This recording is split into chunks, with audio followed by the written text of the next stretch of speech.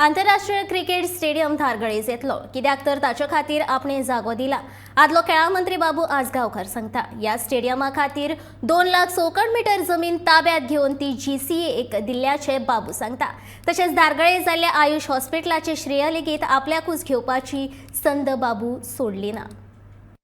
धारगळ म्हणतो पळय स्टेडियम जो क्रिकेट स्टेडियम हो धारगळच येतलो, कोण स्टॉप करूं शकना। कित्याक म्हणटा तूं इन्फ्रास्ट्रक्चर कारण धारगळ क्रिकेट स्टेडियम हा तो जागो हांव दिवपी, कळ्ळें तुका। जो आयुष हॉस्पिटल आनी हे जे उबें जाला हे बाबू आसगांवकरा खातीर।